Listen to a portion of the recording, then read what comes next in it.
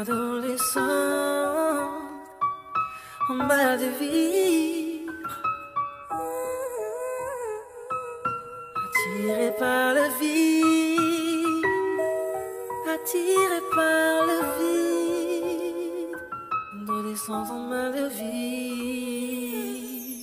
Adolescente en mal de vivre, attirée par le vide. Malheureuse en amour, chaque mec qu'elle rencontre lui tape le vice. Mal à l'aise face à son reflet dans le miroir. Pour elle la vie est triste, elle songe à partir avant la fin de l'histoire. Écorché vive, 16 piges, le cœur balafré. Un cas sur lequel les psychologues se prennent pas la tête. La tristesse pour force de caractère. Un cauchemar incessant lui fait croire que cette vie n'est pas la sienne. Alors elle se laisse aller, clope, cacheton et coupe fin. Parce que sa vie mais la santé dans ce bled ne coûte rien. Prisonnière du poids de ses peurs, les conflits parentaux dont elle est témoin ne lui laissent pas le temps de placer un mot sans repère. Victime du mépris de son beau-père, le silence de sa mère lui fera un jour franchir la fenêtre. Après réflexion, elle décide de faire sa valise, livrée à elle-même dans l'obscurité de la nuit. Adolescente en mal de vie, Adolescente en mal de vie, animée par la tristesse et la mélancolie, attirée par le vide, attiré par le vide. comment guérir les blessures, les cicatrices. Adolescente en mal de vie, Adolescente en mal de vie, animée par la tristesse et la mélancolie, attirée par le vide, attiré par le vide. comment guérir les blessures, les cicatrices. Désormais seule avec son sac de sport, confrontée à son sort. Quelques euros au fond de la poche, c'est pas le grand confort. Se dire qu'elle a tourné une page,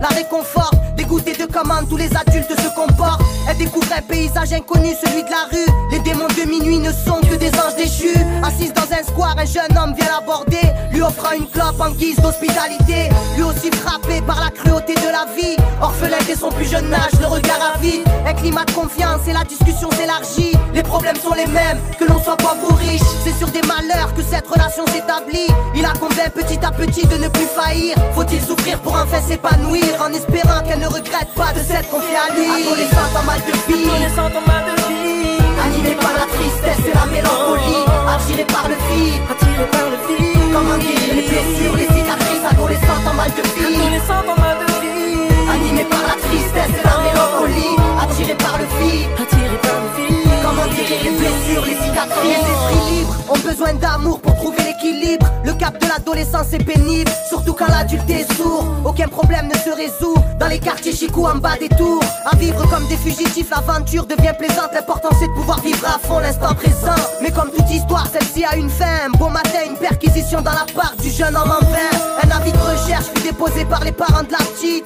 Une brise d'enfer après le paradis. De retour au domicile familial, la mésentente fait que celle-ci sera convoquée devant la juge des enfants. Le verdict, un placement en foyer à 500 bornes de sa ville, qui l'a privé de l'homme de sa vie. Adolescente en mal de vivre, attirée par le vide, car les adultes ne l'ont toujours pas compris. Adolescente en mal de vie, Adolescente en mal de vie, animée par la tristesse et la mélancolie, attirée par le vide, attiré par le vide. comment guérir les blessures, les cicatrices. Adolescente en mal de vie,